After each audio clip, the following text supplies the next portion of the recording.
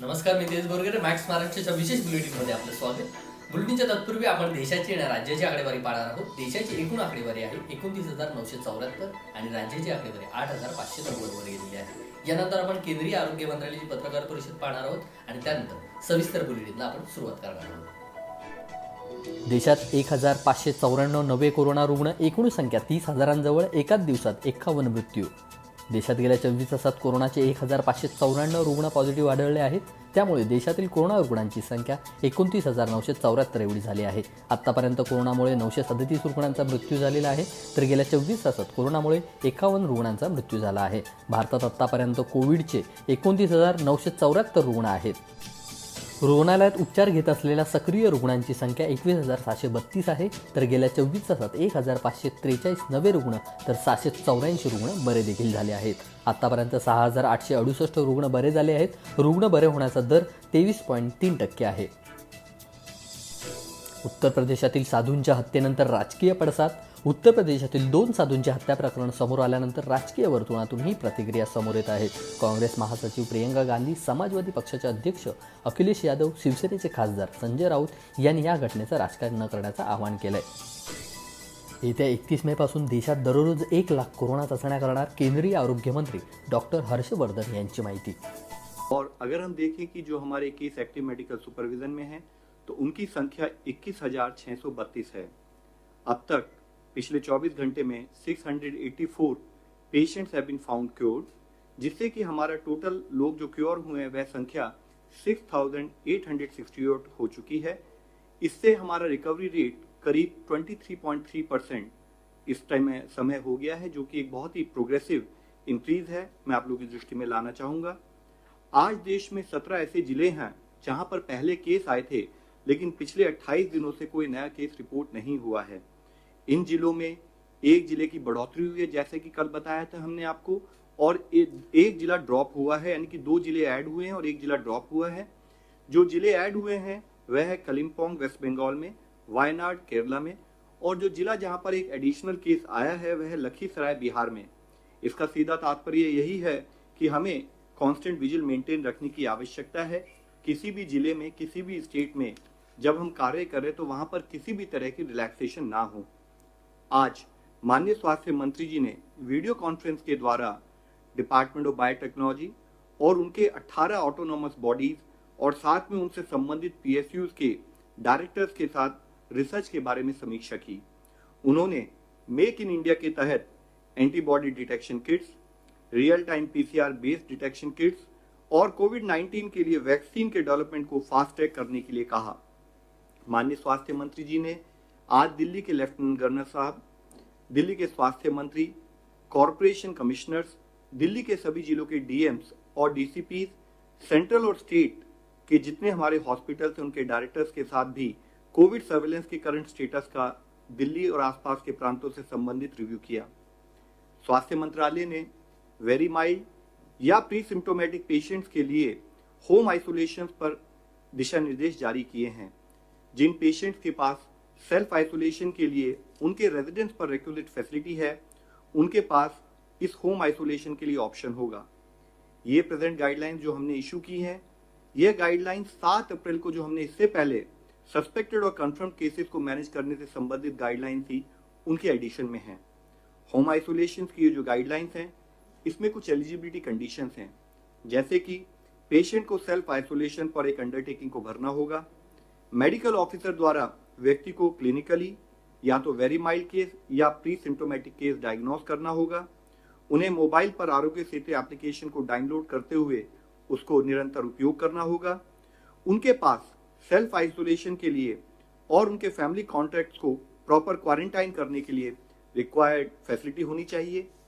24/7 basis पर देखभाल करने के लिए उनके पास एक केयर गिवर अवेलेबल होना चाहिए और केयर गिवर और हॉस्पिटल के बीच में एक प्रॉपर कम्युनिकेशन लिंक स्टैब्लिश होना चाहिए.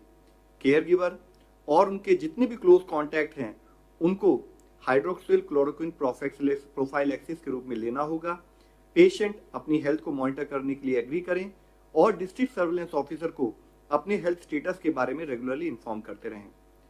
उनको तुरंत मेडिकल अटेंशन लेनी चाहिए इन केस कि अगर उनको ब्रीदिंग डिफिकल्टी या चेस्ट में कोई पेन या प्रेशर हो, या लिप या फेस पर कोई ब्लूइश डिस्कलरेशन डेवलप हो, या कोई ट्रीटिंग मेडिकल ऑफिसर की एडवाइस हो, तो वो अपने होम आइसोलेशन से निकलकर रिक्वायर्ड हेल्थ फैसिलिटी में जाएं। होम आइसोलेशन जब तक कि क्लिनिकल सिम्टम रिजॉल्व ना हो जाए या साथ में टेस्टिंग के द्वारा वह पेशेंट नेगेटिव ना पाया जाए तब तक कंटिन्यू करना होगा। इसके लिए बहुत जरूरी है कि पेशेंट जब अपने घर पर रहें तो पेशेंट हर समय ट्रिपल लेयर मेडिकल मास्क का उपयोग करे, एक आइडेंटिफाइड रूम में ही रहें और घर के अन्य लोगों से दूर रहें, विशेषकर बुजुर्गों से या उन लोगों से जिनको कोई मॉर्बिड कंडीशन है जैसे हाइपरटेंशन, कार्डियोवास्कुलर डिजीज या रीनल डिजीज एक्सेट्रा। वह घर के अन्य लोगों से कोई अपना पर्सनल आइटम शेयर न करें और जिन सरफेसेस पर हम ज्यादातर टच करते रहते हैं उनको रेगुलरली क्लीन करते रहें। साथ ही जैसे कि अभी कहा है कि उनको ध्यान रखने के लिए एक केयर गिवर होना चाहिए। वह केयर गिवर भी जब उनकी देखभाल करे तब एक ट्रिपल लेयर मास्क का इस्तेमाल करे। पेशेंट के बॉडी फ्लूइड के साथ उस केयर गिवर का कोई डायरेक्ट कांटेक्ट ना हो, विशेष रूप से ओरल या रेस्पिरेटरी सिक्रीशन, और पेशेंट को संभालते समय केयर गिवर को डिस्पोजेबल ग्लव्स का उपयोग करना चाहिए। पेशेंट द्वारा उपयोग की गई सरफेसेस, कपड़े या लिनन की सफाई या हैंडलिंग करते समय भी ट्रिपल लेयर मास्क या डिस्पोजेबल ग्लव्स का उपयोग होना चाहिए। केयर गिवर और जो भी क्लोज कॉन्टैक्ट्स हैं वह भी अपना टेम्परेचर स्क्रीनिंग करते रहें और कोई भी ऐसा इशू आए जिसमें कि उनको कोई सिम्टम दिखते हैं तो उनको हमेशा सर्वेलेंस ऑफिसर की दृष्टी में लाना पड़ेगा। सोनिया गांधींवरील वक्तव्याप्रकरणी अर्णब गोस्वामींची 12 तास चौकशी। रिपब्लिक टीव्हीचे editor in chief Arnab Goswami यांची मुंबई पोलिसांनी 12 तासांहून अधिक काळ चौकशी केली आहे। महाराष्ट्राचे ऊर्जामंत्री नितीन राऊत यांनी नागपूर पोलीस स्टेशनमध्ये तक्रार नोंदवली असून दंगे भडकवणे, धर्म आणि वंशाच्या आधारावर चिथावणी देणे याबाबत तक्रार नोंदवण्यात आली होती। मुस्लिम व्यक्तीकडून भाजी खरेदी करू नका, भाजप आमदाराचे वक्तव्य। सोशल मीडियावरून पसरवण्यात येणाऱ्या अफवांवर विश्वास न ठेवण्याचं आवाहनही सरकार करतंय, परंतु काही भागांमध्ये लोकप्रतिनिधी द्वेषपूर्ण वक्तव्य करत असल्याचं समोर आलंय। उत्तर प्रदेशातील भाजप आमदार सुरेश तिवारी यांनी मुस्लिम व्यक्तीकडून भाजी खरेदी करू नका असं आवाहन केलंय। सोशल मीडियावर हा व्हिडिओ व्हायरल होत आहे। और एक चीज ध्यान में रखिएगा, मैं सबको बोल रहा हूँ ओपन में, कोई भी मियाँ के यहाँ से सब्जी नहीं लेना।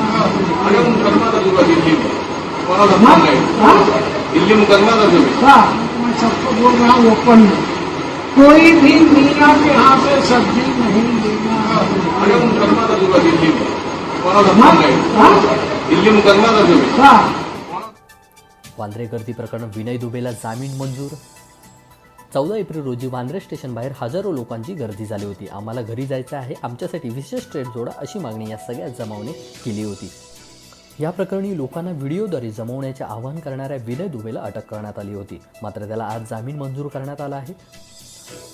वांद्रे कोर्टाने 15,000च्या जात मुचलक्यावर विनय दुबेला जामीन मंजूर करण्यात आला आहे।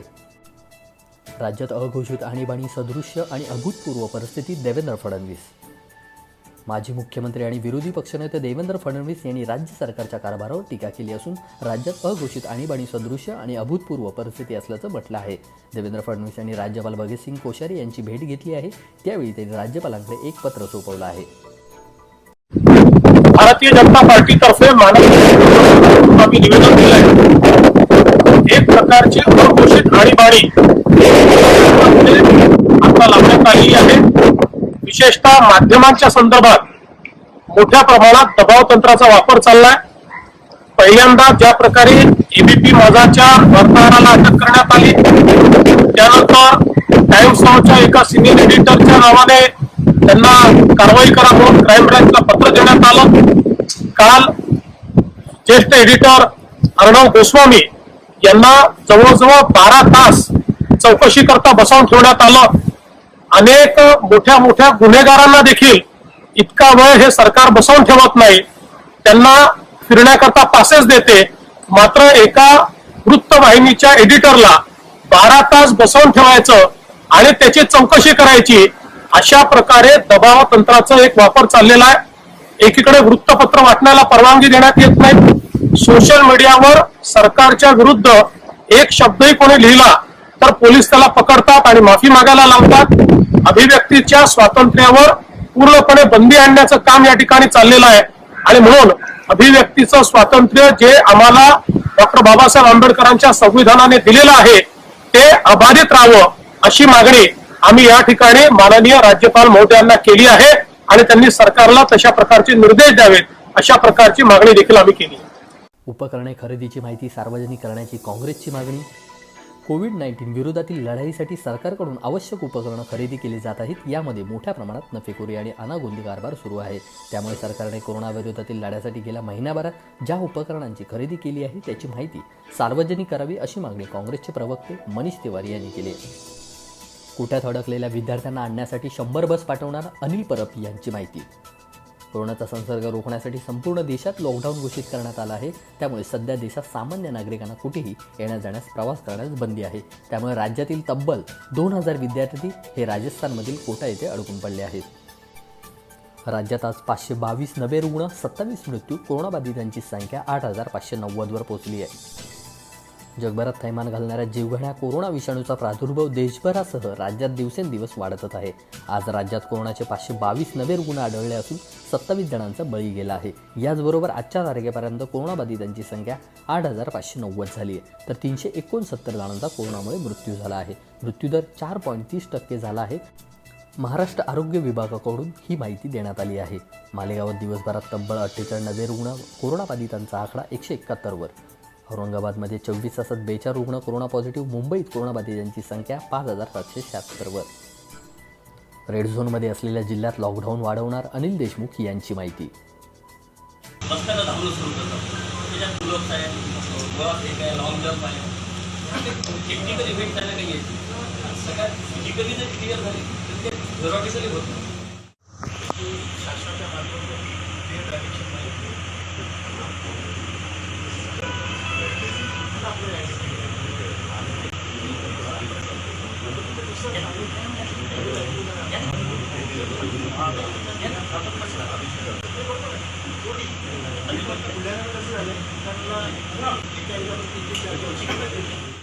काय परिस्थिती आहे, काय परिस्थिती सांगा.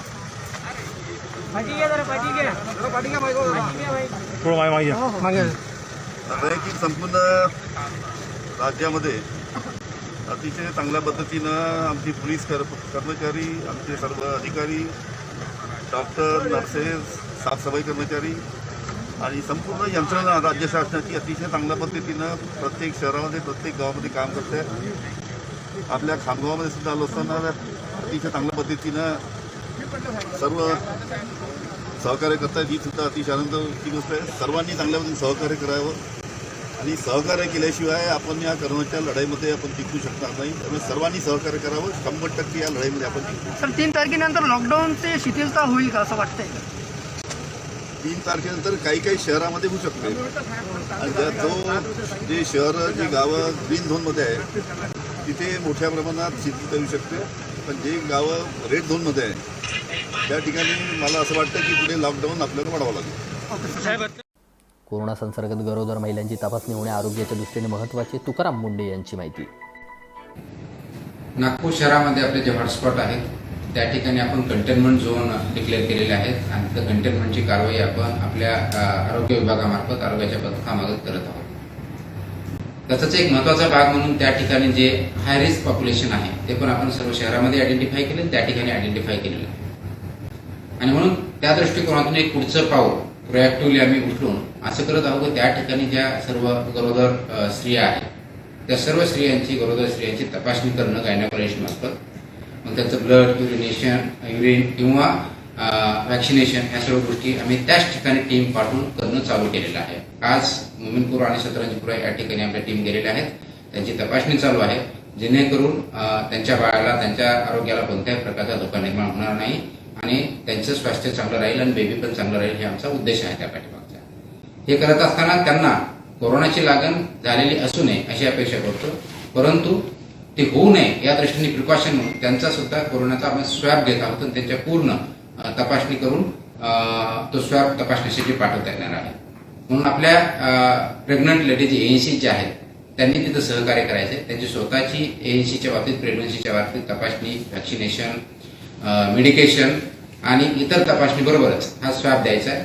आपल्याला आम्ही क्वारंटाईन करणार नाहीये. आपल्याला तिथून तपासणी करून घरीच जायचं आहे आणि स्वॅबचा रिझल्ट चुकून जर एखादा पॉझिटिव्ह आला तर त्यानंतर आपल्याला हॉस्पिटलमध्ये ट्रीटमेंटसाठी ऍडमिट केलं जाईल. ज्यांचा स्वाब निगेटिव्ह येणार आहे त्यांना आपल्या घरीच राहायचं, त्याच्यामध्ये कोणतीही काळजी नाही.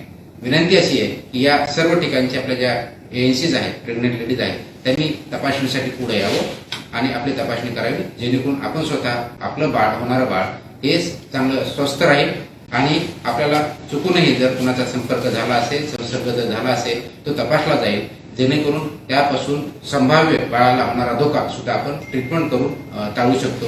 त्यासाठी सर्वांनी सहकार्य करण्याची विनंती आहे. आता औरंगाबाद फक्त सकाळी 7 ते 11 वाजेपर्यंत राहणार सुरू. चिरंजीव प्रसाद यांची माध्यमांना माहिती. अभी हम लोगों ने ये डिसाइड किया है कि कल से 7 बजे सुबह से 11 बजे तक ये जो रोजमर्रा की अत्यावश्यक वस्तुओं की दुकानें हैं वो खुली रहेंगी और उसके बाद ये सारी दुकानें बंद कर दी जाएंगी और सिर्फ मेडिकल्स चालू रहेंगे. ओके. पिंपरी चिंचवड शहरात पोलिसाला मारहाण. पिंपरी चिंचवड शहरात औरंगाबाद शहरातील घटनेची पुनरावृत्ती झाल्याचं पाहायला मिळालं. संचारबंदी लागू असताना विनाकारण बाहेर फिरणाऱ्यांना पोलिसांनी हटकल्याने संबंधित व्यक्ती आणि त्यांच्या 2 मुलांनी आपल्याला हटकवणाऱ्या पोलिसाच्या हातातली काठी हिसकावून घेत त्यालाच मारहाण केल्याची घटना घडली आहे. या प्रकरणी सरकारी कामात अडथळा आणि आपत्ती व्यवस्थापन कायद्यानुसार गुन्हा दाखल करण्यात आला आहे.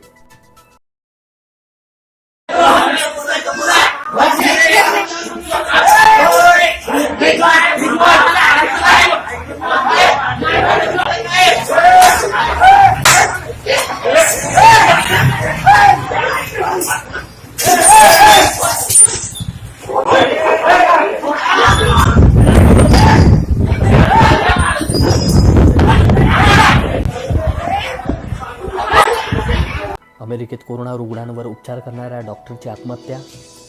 अमेरिकेत कोरोना रुग्णांवर उपचार करणाऱ्या महिला डॉक्टरने आत्महत्या केली आहे. रविवारी त्यांचा मृत्यू झाल्याची माहिती पोलिसांनी दिली आहे. न्यूयॉर्कमध्ये वास्तव्यास असणाऱ्या डॉक्टर लॉर्ना ब्रिन मॅनहट्टन येथील रुग्णालयातील इमर्जन्सी विभागात मेडिकल डायरेक्टर पदावर कार्यरत होत्या. लॉर्ना ब्रिन यांचे वडील फिलिप ब्रिन यांनी दिलेल्या माहितीनुसार तिने तिचं काम करण्याचा प्रयत्न केला आणि त्यानेच तिचा जीव घेतला. अमेरिकेत कोरोनामुळे झालेल्या 56,000 मृत्यूंपैकी 17,500 मृत्यू न्यूयॉर्कमध्ये झाले आहेत.